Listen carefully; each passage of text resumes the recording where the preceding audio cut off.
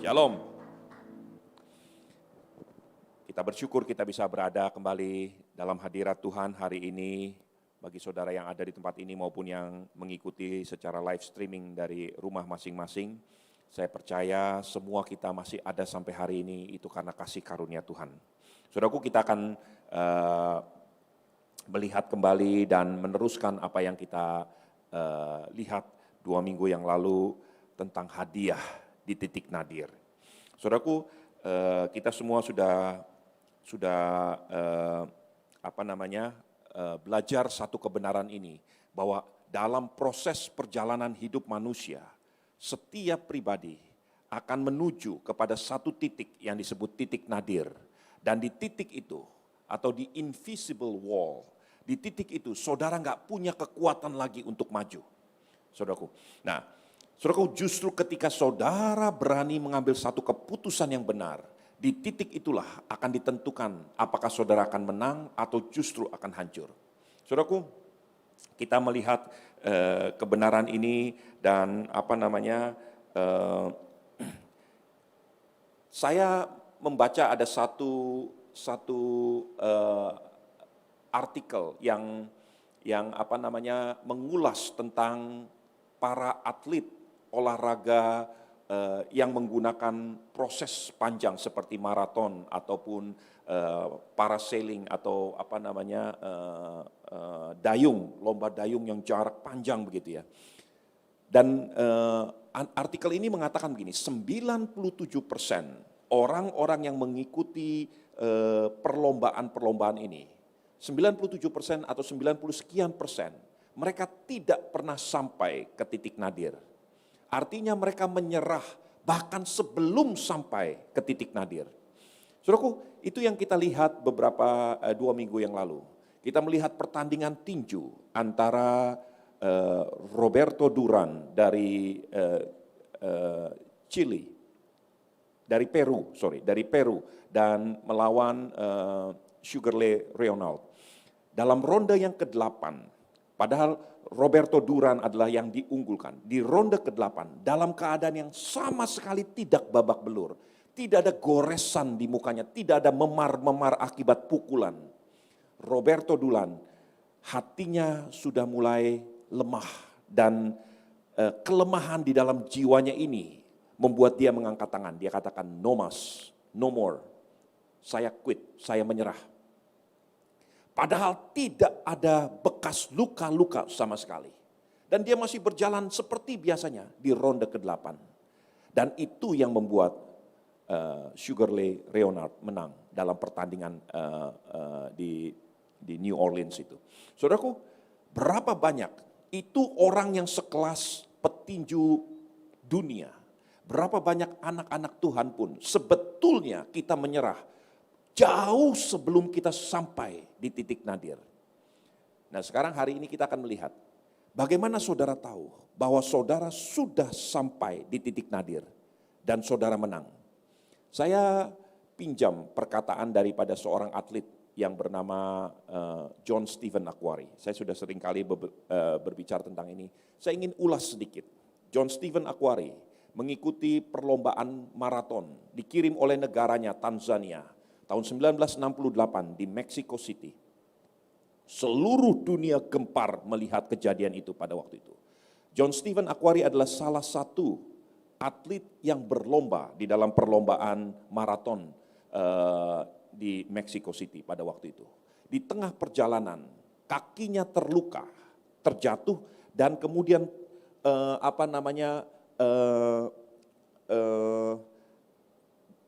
bagian persendian kakinya ini itu tergeser gitu ya. Jadi 2 tulangnya itu tergeser. Dan karena tulang itu tergeser dan terus dipaksa, maka dia makin banyak lukanya. Sampai paramedik itu datang dan membalut kakinya. Secepat kakinya dibalut, dia katakan, oke, terima kasih, sekarang saya harus terus berjalan. Saudaraku, dengan tertatih-tatih, beberapa jam setelah semua pertandingan selesai, John Stephen Akhwari adalah orang terakhir. Semua pertandingan sudah selesai. Sebagian besar penonton sudah pulang. Saudaraku, ada beberapa yang menunggu karena reporter berkata, Masih ada satu yang belum mau menyerah. Dia dengan tertatih-tatih memasuki arena pertandingan, menyelesaikan pertandingan. Setelah semuanya selesai, John Stephen Akhwari ditanya oleh seorang reporter, kamu ngapain seperti ini? Apa untungnya? Kamu jelas gak mempunyai kekuatan untuk berjalan. Dan kamu gak mungkin menang. John Stephen Akhwari berkata begini, negaraku mengirim aku 5.000 mil, bukan cuma sekedar untuk memulai pertandingan. Negaraku Tanzania mengirim aku 5.000 mil untuk menyelesaikan pertandingan. Saudaraku, saya ingin sampaikan, ini satu contoh, satu bukti bahwa saudara sudah sampai di titik nadir dan saudara menang. Buktinya apa? Ketika semua yang masuk akal, ketika semua perkara yang wajar dan masuk akal, mendorong dan meneguhkan saudara untuk menyerah, tetapi saudara masih terus berjalan dan terus menyelesaikannya, hanya karena satu perkara, yaitu karena etikat, karena motivasi saudara, bukan cuma sekedar untuk mulai, tapi untuk menyelesaikan perkara-perkara yang saudara harus selesaikan. Itulah buktinya, saudara sudah sampai di titik nadir dan saudara menang. Saudaraku, sederhana. Pada waktu pertama kali saya sampaikan 2 minggu yang lalu, banyak orang komentar, iya Pak, saya juga sudah sampai di titik nadir dan sebagainya. Apa betul saudara sudah sampai di titik nadir? Kalau betul saudara sudah sampai di titik nadir dan menang, ini buktinya. Semua perkara yang masuk akal, semua orang di sekeliling saudara akan mendorong dan meneguhkan saudara untuk menyerah lebih baik. Gak usah diteruskan. Udah berhenti sampai di sini. Dan kalau itu terjadi, saudara tetap mengambil keputusan, enggak, saya akan tetap berjalan terus. Hanya karena saya harus selesaikan, bukan cuma sekedar bisa memulai. Saudaraku, ada perkara di dalam hidup saudara dan saya, di dalam rumah tangga saudara. Ada perkara di mana rumah tangga saudara mengalami goncangan. Sebagian orang bercerai. Stop sampai di sini. Karena apa? Udah gak perlu diteruskan lagi. Belum sampai di titik nadir, tapi mengambil keputusan, stop sampai di sini. Ada waktunya seorang pelayan Tuhan, belum sampai di titik nadir, udah cukup sampai di sini. Karena mengusik kenyamanan saya. Tapi kalau saudara sampai di titik nadir dan saudara menang, semua perkara yang masuk akal, seluruh orang di sekeliling saudara, meneguhkan, mendorong saudara, berhenti, gak usah diteruskan. Tapi saudara terus berjalan seperti John Stephen Akhwari. Itu tandanya saudara sudah sampai di titik nadir dan menang. Nah saudaraku, saya ingin kembali mengajak saudara untuk melihat apa yang kita baca dari 2 minggu yang lalu. Ibrani 12. Ibrani 12 ayat yang ketiga dan kemudian kita lihat ayat yang keempat. Silakan. Ibrani 12 ayat yang ketiga, demikian firman Tuhan. Ingatlah selalu akan Dia yang tekun menanggung bantahan yang sehebat itu terhadap dirinya dari pihak orang-orang berdosa, supaya jangan kamu menjadi lemah dan putus asa. Dalam pergumulan kamu melawan dosa, kamu belum sampai mencucurkan darah. Dalam pergumulan kamu melawan dosa, kamu belum sampai mencucurkan darah. Saudara tahu bahwa saudara sudah sampai di titik nadir kalau saudara sudah sampai ke tempat ini. Saudaraku, ada seorang hamba Tuhan yang saya kenal dan bertahun-tahun dia menjadi mentor yang sangat positif buat saya. Namanya Pendeta Silas Sadi Subroto. Sekarang beliau udah kembali kepada Tuhan. Saudaraku, ada satu ketika dia bersaksi, dia katakan begini, godaan sebagai hamba Tuhan itu begitu kuat yang dia alami. Satu kali dia dibujuk oleh iblis untuk berbuat dosa. Ini orang luar biasa, saudaraku. Satu kali seorang wanita muda mencoba merayu dia sampai telanjang di depan dia. Saudara bisa bayangkan, ini seorang hamba Tuhan, begitu rupanya. Kemudian ada satu peristiwa lagi. Dia dalam waktu dia sedang bekerja, dia digoda oleh iblis. Itu hanya dia dengan di dalam satu ruangan. Dia digoda begitu rupa. Dan sampai dia berusaha melawan godaan iblis ini. Dia ambil tinta, dilemparkan ke tembok. Dia katakan, enyahlah iblis. Saudaraku, dalam pergumulan ini, sebagian besar dari kita mungkin belum sampai ke titik ini. Dan ini pun yang kata Tuhan, yang firman Tuhan katakan, yang Paulus tuliskan di dalam Ibrani 12 ayat yang keempat. Dalam pergumulanmu melawan dosa sekalipun, engkau belum sampai berlumuran darah dibanding apa yang Yesus sudah lakukan. Saudara mau tahu apa artinya tekun? Yesus melewati yang namanya tekun itu sampai berlumuran darah. Hanya sekedar berjuang melawan godaan iblis, melawan dosa ini.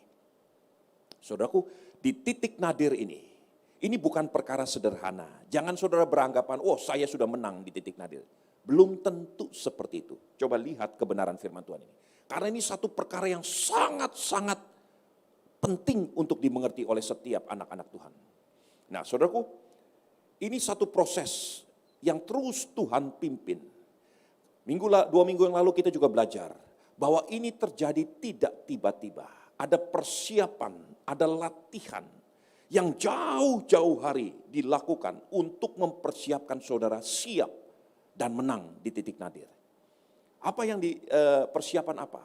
Seperti apa yang Tuhan katakan kepada Elia. Makan lagi, makan firman Tuhan. Banyak bersekutu di bawah kaki Tuhan.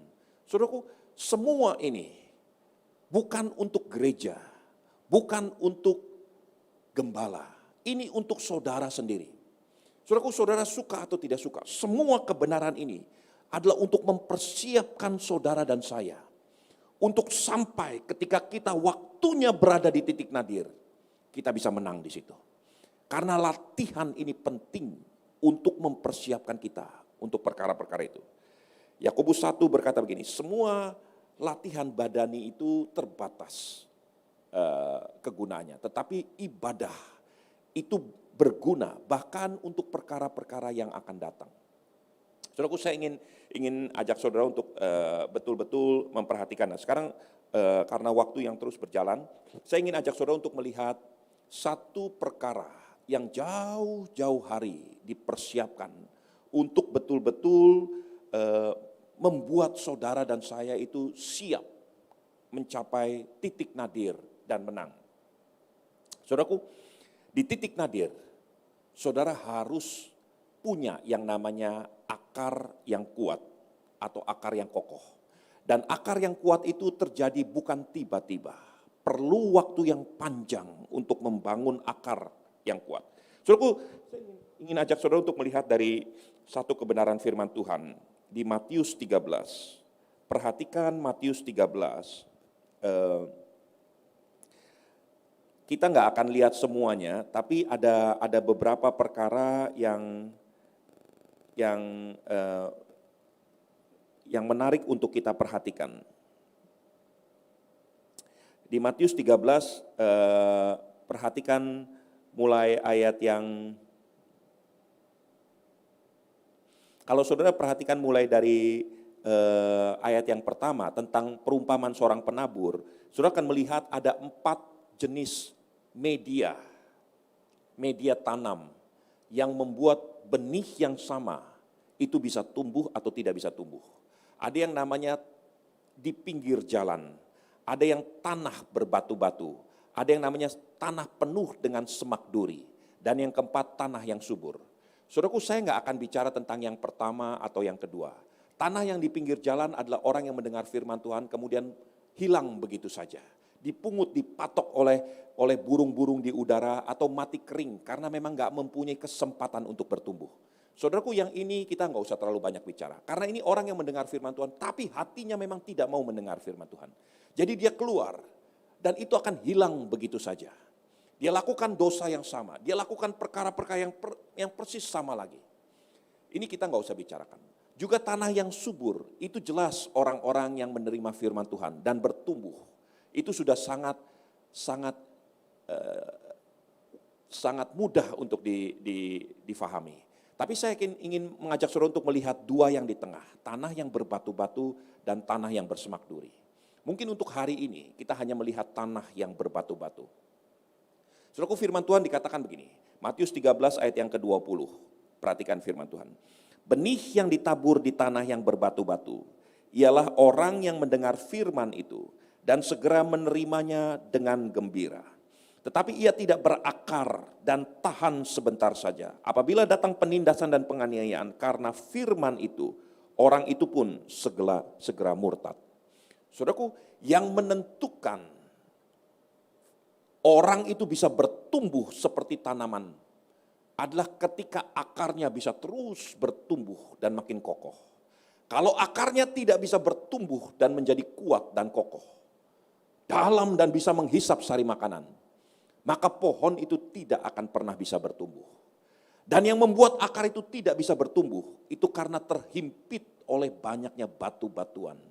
Saudaraku, hari ini kita ingin aplikasikan di dalam kehidupan kita sehari-hari, bahwa saudara dan saya sebagai anak Tuhan, mutlak saudara harus memperhatikan pertumbuhan akarmu ke bawah tanah.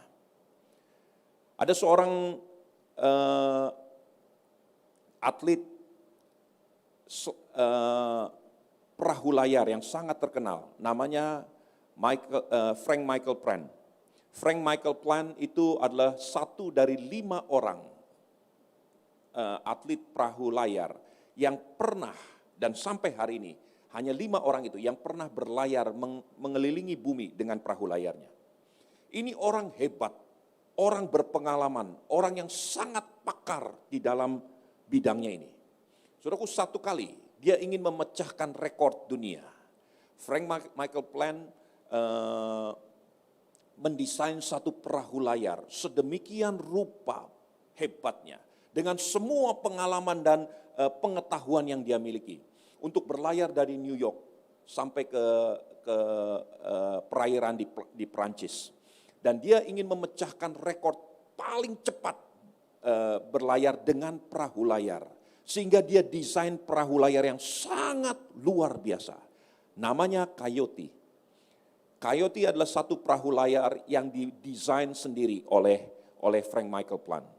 Dengan fiberglass yang sangat ringan, tujuannya supaya mudah untuk berlayar lebih cepat. Dengan antena di atas pucuk daripada layar perahunya, supaya antena itu setiap waktu memberikan signal, kabar letak lokasi, dan semua kebutuhan-kebutuhan yang dia butuhkan. Semua itu dipancarkan dari perahu layarnya ke Amerika maupun ke Prancis, supaya port pemberangkatan dan port tujuan itu tahu persis dia ada di mana. Saudaraku, semua didesain begitu rapih. Pada hari pertama, kedua, ketiga, keempat, kelima, tiba-tiba signal itu berhenti memberikan arahan di mana perahu layarnya berada. Saudaraku, mereka mulai berpikir mungkin karena cuaca, ditunggu 1 hari, 2 hari, 1 minggu, 2 minggu, tidak ada kabar. Maka regu pencari jejak itu mulai dikerahkan. Sampai hari yang ke-32 tidak ditemukan perahu layarnya.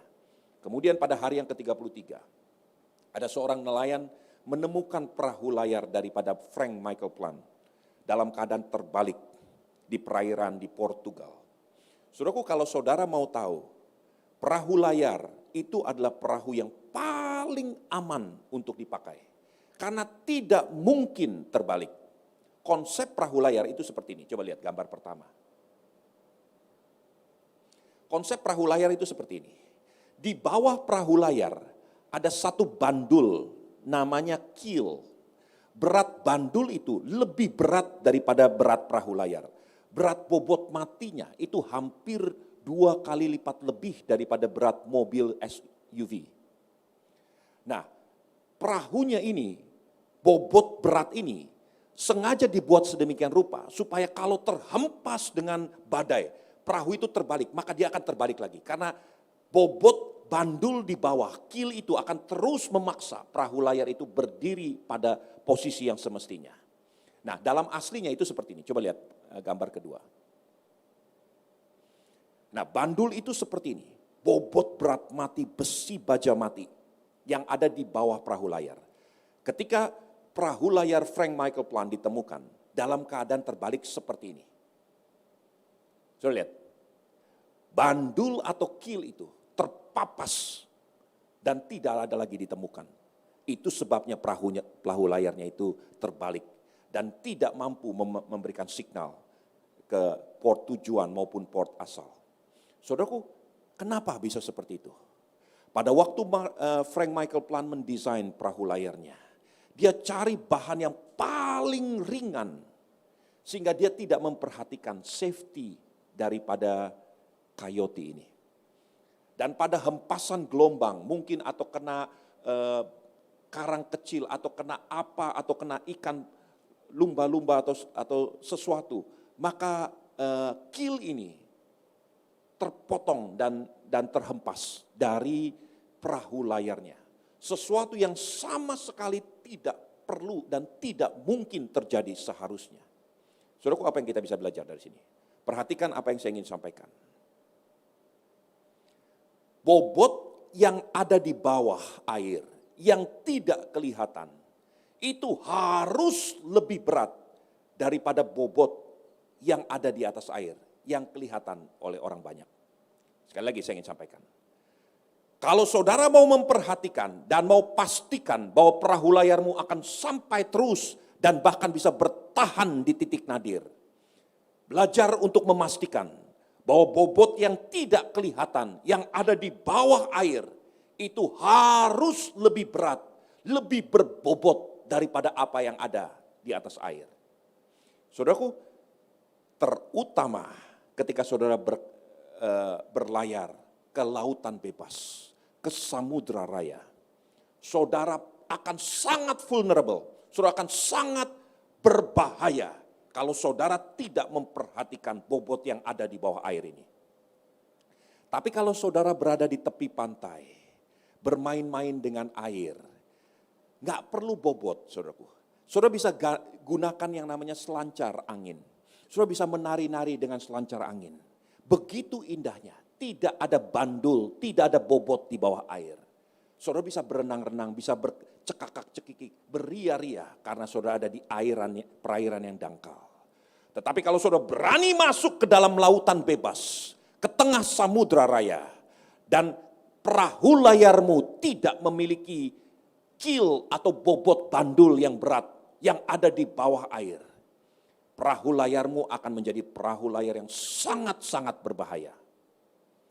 Apa itu bobot yang tidak kelihatan yang ada di bawah air? Let me tell you, itu yang disebut karakter. Semua yang ada kelihatan sekarang ini bukan karakter. Saya berkhotbah di atas mimbar, saya bernyanyi-nyanyi, saya datang ke gereja, saya begini, saya begitu. Itu bukan karakter. Itu adalah penampilan saya sehari-hari. Bahkan itu boleh dibilang karisma. Semua itu baik. Tetapi kalau tidak diimbangi dengan karakter yang tidak kelihatan, yang ada di bawah air, saya akan menjadi pribadi yang sangat-sangat berbahaya. Terutama ketika Tuhan izinkan saya masuk ke satu tempat yang dalam, ke lautan bebas, ke samudra raya. Saudaraku, contoh demi contoh sudah kita lihat. Berapa banyak pejabat tinggi selevel menteri, gubernur, dan sebagainya. Pada waktu menjadi pejabat biasa, semuanya aman. Ketika menjadi pejabat tinggi negara, bujukan demi bujukan, iming-iming demi iming-iming, kesempatan demi kesempatan, mulai banyak. Karena karakter yang tidak dalam, tidak berbobot, maka itu patah. Dan ketika dia hancur di posisi yang sangat tinggi, dia dipermalukan sedemikian rupa. Saudaraku, semua kita tahu, saya nggak usah sebut nama-nama ini. Sampai ada salah satu berkata begini, ingat dong jasa-jasa saya. Pada waktu saya lakukan ini, pada waktu saya lakukan itu. Dia begitu mengeluhkannya kepada para wartawan yang terus mencecer, Pak, uangnya dikemanakan? Bagaimana Bapak bisa lakukan begini, begitu dan sebagainya. Saudaraku, sampai karena nggak bisa menahan malunya, menahan kecewanya, dia ungkit-ungkit. Mungkin dulu saya berjasa begini, semua itu hilang, hancur. Itu pejabat negara. Pengusaha juga sama, saudaraku. Pengusaha yang dipakai Tuhan luar biasa. Begitu sampai di titik nadir, ketika dia sedang berlayar di tengah lautan bebas, Ketika Tuhan izinkan gelombang yang besar mengangkat dia luar biasa. Karena tidak ada bobot yang kuat di bawah air. Maka dia hancur, dipermalukan, dijatuhi hukuman sedemikian rupa. Keluarganya hancur. Hamba Tuhan gak beda, saudaraku. Pendeta-pendeta yang jatuh dalam posisi yang sangat-sangat luar biasa. Kadang-kadang saya tuh kecewa dan menangis melihat. Dulu disebut pendeta ini, sekarang disebut sama seperti Bileam, disebut nabi dulunya. Sekarang disebut tukang tenung. Saudara pernah mendengar hari ini? Pendeta dulu disebut pendeta. Begitu masuk penjara, begitu diproses begini-gini. Disebut sekarang tukang cabul. Saudaraku, saya ingin sampaikan, semua ini seperti pedang bermata dua. Menegur kepada saudara, juga menegur kepada saya. Karena kalau kita tidak memperhatikan bobot yang ada di bawah air, maka perahu layar kita ada di tempat yang paling vulnerable, paling berbahaya untuk hancur. Dan ketika saudara hancur di tengah lautan, saudara membawa banyak orang untuk menangis dan hancur bersama saudara. Istrimu akan menangis, suamimu akan menangis, anak-anakmu akan menangis, orang-orang dekatmu, gereja akan menangis. Saudaraku, saya ingin sampaikan, bangun karakter yang kuat, dan itu perlu waktu, supaya saudara siap sampai ke titik nadir. Saudaraku, saya ingin ajak saudara untuk melihat satu kebenaran firman Tuhan. Nanti saudara pulang, saudara baca kitab Daniel dari Daniel 3. Kalau saudara bisa, saudara baca dari Daniel 3 sampai Daniel 5. Ya. Karena menyingkat waktu, saya nggak akan baca semuanya. Tapi saya akan fokus kepada satu pribadi, namanya Belshazzar. Nah, saudara untuk bisa mengetahui betul tentang latar belakang hidup ini, saudara perlu baca dari Daniel 3 sampai Daniel 5. Daniel 3 menceritakan tentang kehidupan seorang raja Babel yang pertama, namanya Nebukadnezar. Raja Babel ini menjadi raja terbesar di seluruh muka bumi. Tidak pernah ada kerajaan sebesar kerajaan Babylonian. Kerajaan Babilonia menguasai hampir seluruh permukaan bumi. Rajanya yang pertama disebut Nebukadnezar, keturunan daripada Nimrod. Saudaraku, Nebukadnezar begitu agungnya sampai Tuhan sendiri memberi mimpi, mengidentifikasikan siapa Nebukadnezar. Ada satu patung, kepalanya dari emas, badannya dari perak dan sebagainya. Makin ke bawah makin tidak berharga. Dan kemudian Daniel dipakai untuk menginterpretasikan arti mimpi ini. Kepala yang dari emas, kata Daniel, itu adalah tuanku Nebukadnezar. Tidak pernah orang tampil sedemikian kuasanya menguasai seluruh permukaan bumi.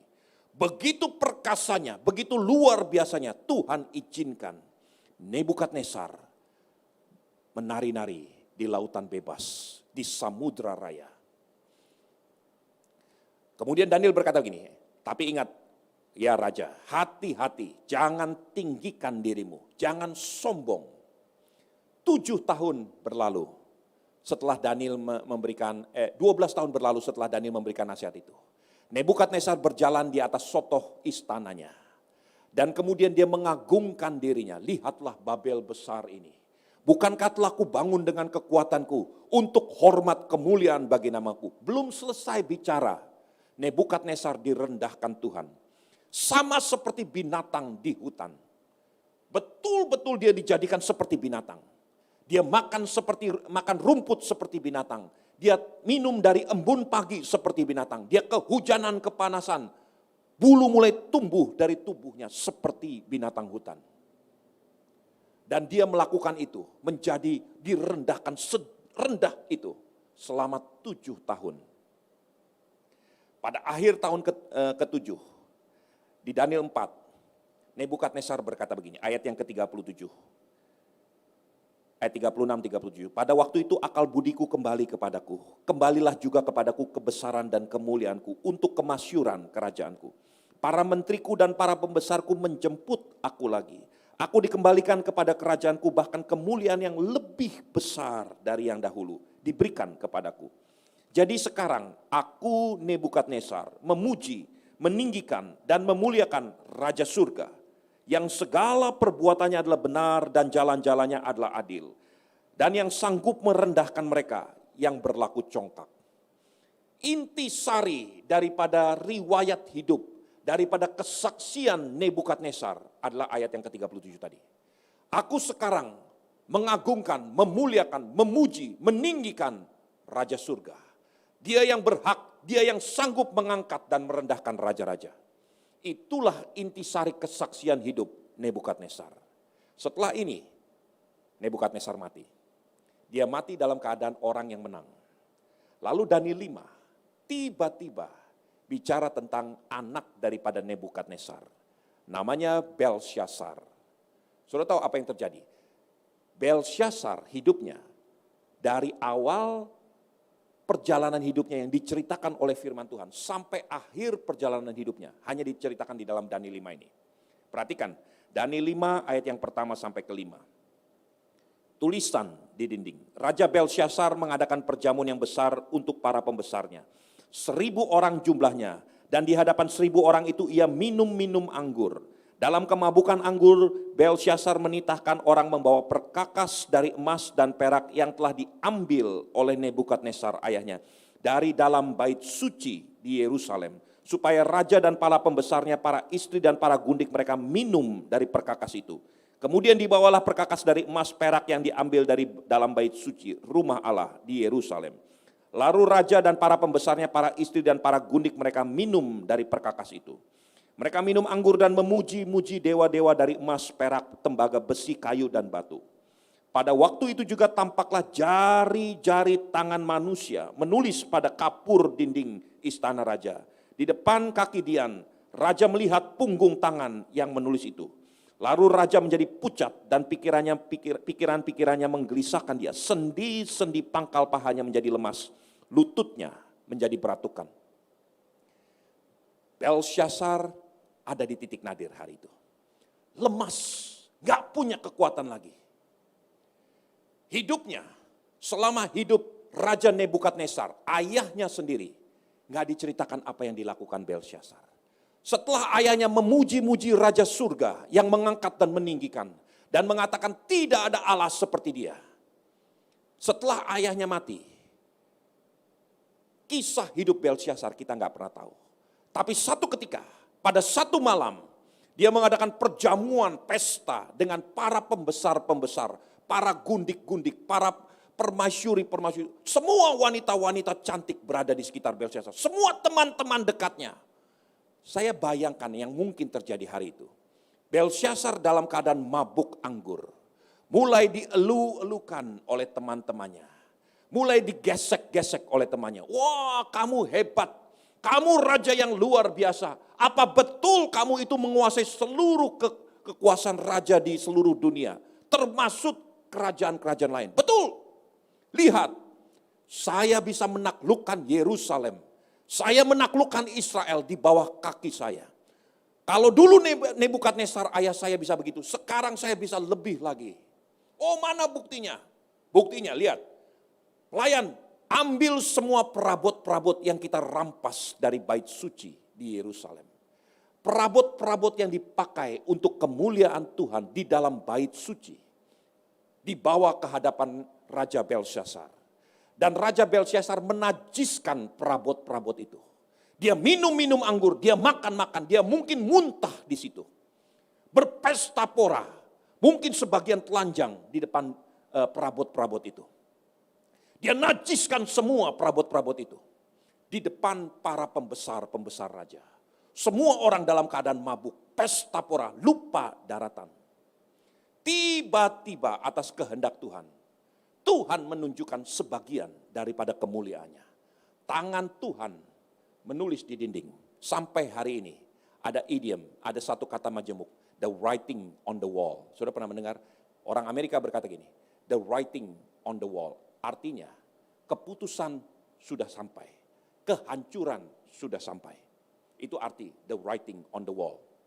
Kalau dikatakan the pandemic ini berlangsung begitu lama, and the writing on the wall, some businesses will collapse. Karena pandemik yang berlangsung begitu lama, sudah ditentukan, diputuskan bahwa beberapa usaha akan jatuh. Itu arti kata the writing on the wall yang sekarang dipakai sebagai satu ungkapan di Amerika. Diambil dari kitab Daniel 5 ini. Pada waktu itu ada jari telapak tangan menulis di dinding. Raja langsung pucat pasi. Gak punya kekuatan, gak punya keberanian. Saudaraku, dalam keadaan seperti itu, ketakutan. Tiba-tiba suasana atmosfer dari pesta pora, hiruk pikuk, semangat, semuanya gemetar. Lutut beradu lutut, ketakutan karena semua mata melihat the writing on the wall. Tangan Tuhan menulis satu keputusan di tembok. Dipanggil semua ahli nujum, orang-orang pintar, ahli-ahli sihir, gak ada yang tahu. Sampai tiba-tiba permaisuri datang. Perhatikan ayat yang ke-10. Karena perkataan raja dan pembesarnya itu, masuklah permaisuri ke dalam ruang perjamuan. Berkatalah ia, ya raja kekala hidup tuanku. Janganlah pikiran-pikiran tuanku menggelisahkan tuanku. Janganlah menjadi pucat. Sebab dalam kerajaan tuanku ada seorang yang penuh dengan roh para dewa yang kudus. Dalam zaman ayah tuanku ada terdapat satu orang itu. Kecerahan, akal budi, hikmat seperti hikmat para dewa. Ia diangkat oleh Raja Nebukadnezar ayah tuanku menjadi kepala orang-orang berilmu. Para ahli jampi, para kasdim dan para ahli nujum. Karena pada waktu itu terdapat roh yang luar biasa dan pengetahuan dan akal budi sehingga dapat menerangkan mimpi, menyingkapkan hal-hal yang tersembunyi, menguraikan kekusutan, yakni Daniel yang disebut Belsasar oleh raja. Baiklah, sekarang Daniel dipanggil dan ia akan memberitahukan maknanya. Saudaraku, saya menarik kesimpulan. Raja Belsasar sama sekali tidak pernah mendengar nama Daniel sebelumnya.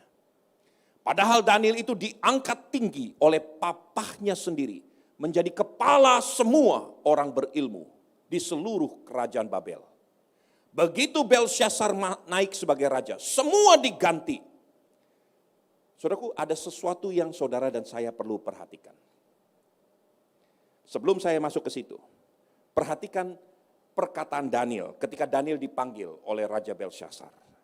Perhatikan ayat 18. Ya Tuanku Raja, Allah yang Maha Tinggi telah memberikan kekuasaan kepada Raja, kebesaran, kemuliaan dan keluhuran kepada Nebukadnezar ayah Tuanku. Dan oleh karena kebesaran yang telah diberikannya kepadanya itu, maka takut dan gemetarlah terhadap dia orang-orang dari segala bangsa, segala suku dan bahasa. Dibunuhnya siapa yang dikehendakinya dan dibiarkannya hidup siapa saja yang dikehendakinya. Ditinggikannya siapa yang dikehendakinya dan direndahkan siapa yang dikehendakinya.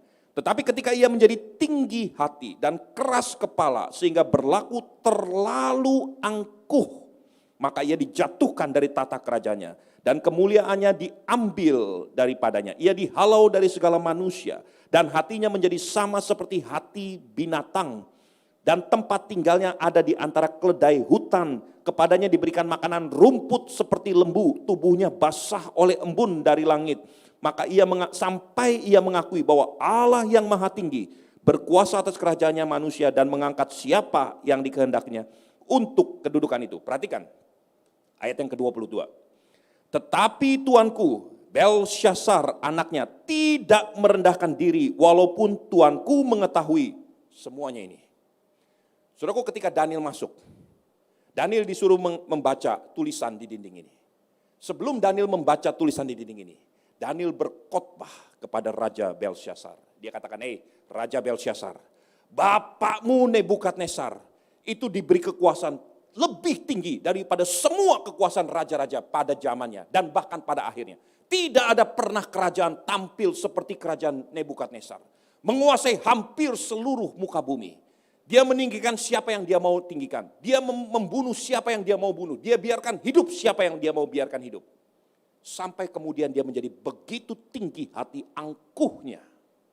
Dan dia direndahkan serendah-rendahnya. Makan seperti binatang, tidur seperti binatang, minum seperti binatang. Sampai lewat 7 tahun. Setelah semua itu berakhir, dia mengakui, memberikan kesaksian yang tadi baru kita baca di Daniel 4. Tetapi engkau, hai Belsasar, anak Nebukadnezar, engkau tahu semua ini, tapi engkau tidak mengindahkannya. Saudaraku, saya bertanya,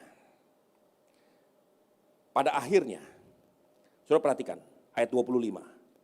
Maka inilah tulisan yang tertulis itu. Mene mene tekel uvarsin. Dan inilah makna perkataan itu. Mene masa pemerintahan Tuanku dihitung oleh Allah dan telah diakhiri. Tekel Tuanku ditimbang dalam neraca dan didapati terlalu ringan. Peres kerajaan Tuanku dipecah dan diberikan kepada orang Media dan Persia. Sejak hari itu tidak ada lagi kerajaan Babilonia. Kerajaan Babilonia menjadi dua kerajaan. Kerajaan Media dan Persia. Lalu atas titah Belsyazar dikenakanlah kepada Daniel pakaian kain ungu, lehernya dikalungkan rantai emas dan dimaklumkanlah tentang dia bahwa di dalam kerajaannya ia akan mempunyai kekuasaan sebagai orang ketiga. Perhatikan ayat 30. Pada malam itu juga terbunuhlah Belsyazar, raja orang Kasdim itu. Saudaraku, ini satu adegan yang menyedihkan. It's not happy ending.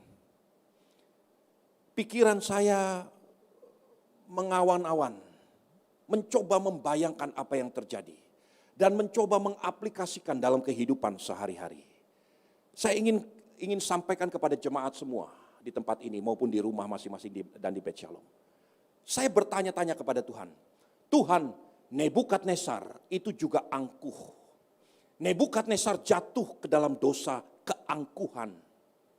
Kenapa dia diberi kesempatan untuk bangkit? Belsyazar minum dari perabot-perabot bait Allah. Dia begitu angkuhnya. Tapi malam itu juga nyawanya terbunuh.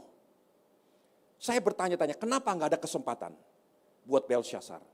Saudaraku, saya ingin sampaikan. Perhatikan sungguh-sungguh yang saya ingin sampaikan. Saudara ingin membangun karakter yang kokoh. Yang di bawah air yang tidak kelihatan. Jangan cuma sekedar peduli dengan sesuatu yang kelihatan di atas air. Berlenggak-lenggok, menari-nari, berkhotbah dengan hebat, tampil dengan luar biasa. Semua itu adalah sesuatu yang di atas air. Kalau saudara hanya ada di perairan dangkal, saudara bisa berlenggak-lenggok seperti orang surfing dan enjoying the moment. Tetapi begitu engkau melangkah ke tempat yang dalam, ke lautan bebas, ke samudra raya, tanpa bobot yang kuat, tanpa bandul kil yang lebih berbobot, lebih berat, perahumu akan menjadi perahu yang sangat-sangat berbahaya untuk hancur. Bahkan untuk capsize, untuk terbalik. Saudaraku, bagaimana saudara bisa membangun perahu ini? Membangun bobot yang kuat. Perhatikan apa yang saya ingin sampaikan. Belajar satu perkara. Lewat hormat terhadap pembapaan. Tidak ada lain. Pada waktu zaman Nebukadnezar, tidak disebutkan hidup bapaknya, tetapi Tuhan tampilkan satu pribadi yang namanya Daniel, Sadrah, Mesah, dan Abednego. Dan raja begitu hormatnya terhadap Daniel, Sadrah, Mesah, dan Abednego. Saat itu Daniel menjadi kepala semua orang-orang berilmu. Tidak ada perkataan Daniel yang dibantah oleh Nebukadnezar. Demikian juga seperti ada zaman dua Firaun. Firaun zaman Musa dan Firaun zaman Yusuf. Dua-duanya menghadapi Firaun. Apa beda Firaun zaman Musa dan Firaun zaman Yusuf? Firaun zaman Musa melihat Musa seperti keset yang perlu diinjak-injak. Firaun zaman Yusuf menghormati Yusuf. Bahkan di dalam Kejadian 47 dikatakan gini. Aku, kata Yusuf, ditempatkan Tuhan menjadi bapa atas Firaun. Daniel ditempatkan di dalam kerajaan Nebukadnezar. Dan Nebukadnezar begitu hormat terhadap Daniel. Dia bisa jatuh, dia berbuat salah. Tetapi karena hormat terhadap pembapaannya, ada kesempatan Tuhan angkat dan pulihkan. Dia mati dalam keadaan sudah memuliakan Raja Surga. Dalam keadaan menang untuk hormat kemuliaan nama Tuhan. Belsyazar melakukan satu perbuatan. Bahkan dia gak kenal siapa Daniel. Dia tahu papahnya pernah jatuh. Dia tahu papahnya begitu angkuh dan direndahkan sedemikian rupa. Dan papahnya bersaksi di kolong langit tidak ada nama yang lebih tinggi daripada Raja Surga yang disembah oleh Daniel. Dan dia mempermuliakan Raja Surga sedemikian rupa. Tapi sama sekali tidak digubris oleh Belsyazar. Bahkan Daniel sendiri berkata begini, engkau tahu tentang hal itu, tetapi engkau tidak mengindahkannya. Saudaraku, saya ingin sampaikan, papahmu bisa salah, ibumu bisa salah, Tapi kalau saudara belajar untuk menjadi orang yang tidak punya hormat terhadap pembapaan, saudara akan menjadi orang yang sangat vulnerable, sangat berbahaya, sangat rentan untuk jatuh. Saya nggak punya papa lagi, saya nggak punya mama lagi. Mungkin saudara berkata begitu. Tapi ada orang-orang yang Tuhan kirimkan. Ada hamba-hamba Tuhan yang ada di atas saudara. Belajar untuk menghormati mereka. Bukan untuk saya, bukan untuk Pak Purba. Tapi untuk hidupmu. Karena kita punya tanggung jawab untuk menyatakan kebenaran. Daniel berkata kepada Belshazzar, engkau tahu semua ini. Bahkan Daniel sama sekali tidak digubris. Tidak kenal siapa Daniel, Belshazzar itu. Sampai Daniel mengatakan, ini lihat tulisan di dinding. Mene mene tekel uvarsin. Tuanku ditimbang dan didapati terlalu ringan. Apanya yang terlalu ringan? Bobot bandul di bawahnya. Kil yang ada di bawah air itu terlalu ringan. Maka pada saat vulnerable, pada saat di titik nadir, kapalmu akan terbalik. Karena engkau gak akan bisa bertahan. Bobot yang ada di bawah itu bertujuan untuk selalu menjaga, mengembalikan ke posisi yang benar. Bangun karakter yang benar. Karena satu kali, saudara akan diangkat Tuhan tinggi. Saudara akan dibiarkan Tuhan masuk ke perairan bebas, ke tengah lautan, ke samudra raya. Beberapa saudara akan diangkat menjadi menteri, menjadi gubernur, menjadi tokoh masyarakat yang terhormat, menjadi kepala gereja, menjadi ini, menjadi itu dan sebagainya.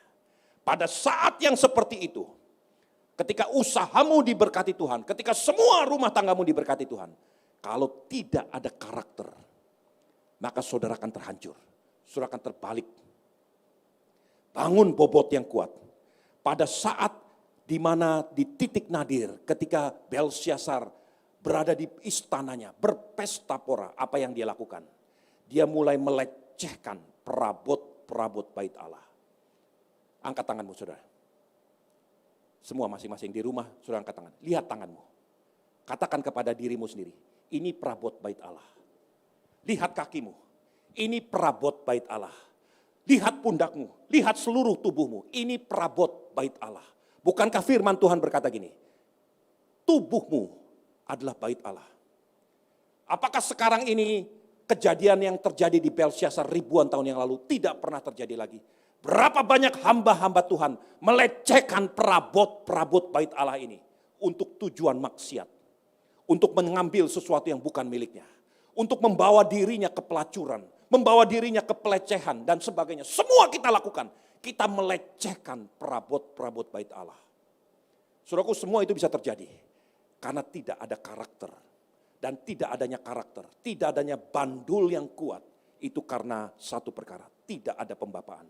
Mungkin ada pembapaan, tapi saudara tidak hargai sama sekali. Saudara anggap sepi. Itu sebabnya Daniel berkata gini, kembali lagi.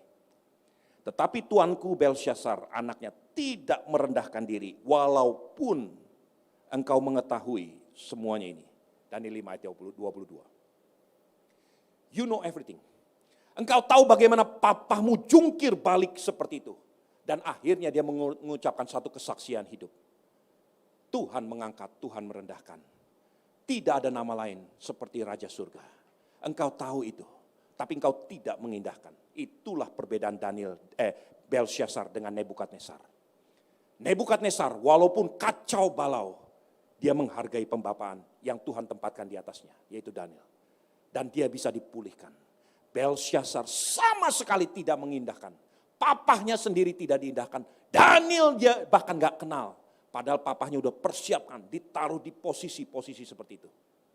Saudaraku, hari-hari ini, saudara mau bisa menang di titik nadir, saudara mau menerima hadiah di titik nadir, make sure engkau bangun bobot yang kuat, bandul yang kuat, akar yang kokoh, yaitu karakter yang benar. Saudara bisa dipakai Tuhan luar biasa. Sebentar lagi pandemik ini akan berlalu. Tapi saya takut satu perkara. Kalau karaktermu tidak berubah, ketika engkau diangkat tinggi, itu hanya kesempatan engkau dibalikkan untuk hancur. Saya berdoa supaya tidak seorang pun di tempat ini, maupun di rumah masing-masing di Bet Shalom, yang mengalami hal ini. Mari tundukkan kepala. Worship leader, pemain musik kita, siapkan hati kita.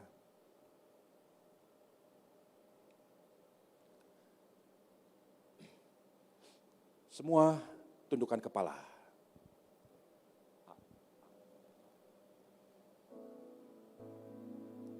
Hampiri Tuhan hari ini. Engkau bisa salah, engkau bisa keliru di masa lalu. That's okay. But from now on, mulai hari ini, bangun bandul yang kuat, bangun akar yang kuat, supaya engkau bisa bertahan di titik nadir, dan bahkan kau bisa menang. Katakan kepada Allahmu, oleh karena kemurahan Tuhan, ku ada sampai hari ini. Oleh karena kebaikan Tuhan, janjimu terjadi bagiku. Saudaraku, saya ingin berdoa buat saudara. Semua mata tertutup. Yang hari ini engkau sadar dan mengambil keputusan, Tuhan, akarku kurang kuat Tuhan. Aku bisa menari-nari di pinggir pantai seperti orang surfing. Tetapi ketika Tuhan ajak aku masuk ke lautan bebas, ke samudra raya, aku takut karena akarku tidak kuat. Tuhan, bantu aku, bangun bobot yang kuat. Biar firman-Mu membangun karakter yang benar. Aku mau belajar menghormati pembapaan yang Tuhan tempatkan. Kalau itu saudara, boleh angkat tanganmu. Letakkan tanganmu di dadamu masing-masing. Katakan kepada Tuhan Allahmu, akui bahwa kalau saya hidup sampai hari ini, itu karena kemurahan Tuhan. Oleh karena kemurahan Tuhan, ku ada sampai hari ini. Oleh karena kebaikan Tuhan, janjimu terjadi bagiku. Saudaraku, jangan sampai saudara didapati terlalu ringan di posisi nadir. Belsyazar ditimbang, mene-mene tekel uvarsin. Engkau ditimbang dan didapati terlalu ringan. Kalau hari ini saudara dan saya ditimbang, Tuhan tidak menimbang semua gemerlapan pelayananmu, gaya hidupmu. Tuhan tidak timbang berapa banyak kekayaanmu, tapi Tuhan timbang pertumbuhan karaktermu. Kalau hari ini Tuhan timbang saudara, akankah Tuhan berkata seperti yang Tuhan katakan kepada Belsyazar, mene-mene tekel uvarsin?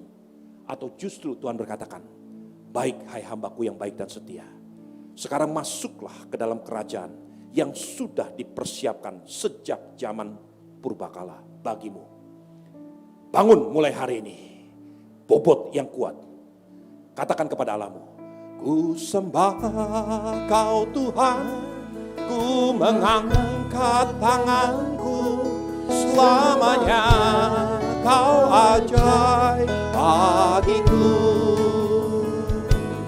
Ku sembah kau Tuhan, ku mengangkat wajahku, selamanya kau hebat bagiku.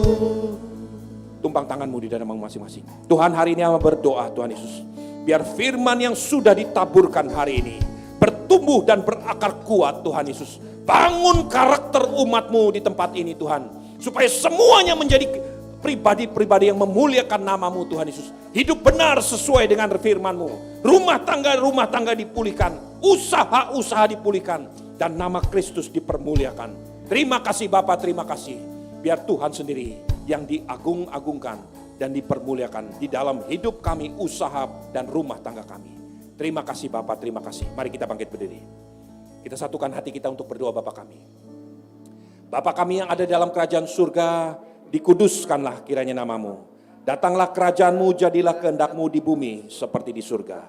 Berikanlah kami pada hari ini makanan kami yang secukupnya. Dan ampunilah kami akan kesalahan kami, sama seperti kami juga mengampuni orang-orang yang bersalah kepada kami. Dan janganlah membawa kami ke dalam pencobaan, melainkan lepaskanlah kami daripada yang jahat. Karena Engkaulah yang punya kerajaan dan kuasa dan kemuliaan sampai selama-lamanya. Ku sembah Kau Tuhan, ku mengangkat tanganku selamanya. Kau ajaib bagiku. Ku sembah Kau Tuhan, ku mengangkat wajahku selamanya. Kau hebat bagiku. Sekarang gereja Tuhan, angkatlah kedua tanganmu. Ulanglah dan terimalah berkat-berkat terbaik daripada Allah Bapa, Allah Putra, Allah Roh Kudus. Belas kasihan dan penyertaan Tuhan kita Yesus Kristus ada padamu mulai hari ini sampai selama-lamanya. Sekali-kali kau tidak akan ditinggalkan Tuhan. Kalau kau terus bergantung penuh kepada Tuhan Allahmu, engkau akan melihat penyertaan demi penyertaan. Engkau akan dibawa naik dari satu puncak gunung kepada puncak gunung berikutnya. Engkau akan dibawa naik menuju kepada kemuliaan Bapamu yang di surga. Sebab Bapamu sangat mengasihimu. Dalam nama Tuhan Yesus Kristus, semua yang percaya dan sudah diberkati sama-sama katakan amin. Terima kasih Yesusku, terima kasih Yesusku. Puji syukur hanya bagi Tuhanku. Terima kasih Yesusku, terima kasih Yesusku. Puji syukur hanya bagi Tuhanku. Puji syukur hanya bagi Tuhanku. Puji syukur hanya bagi Tuhanku.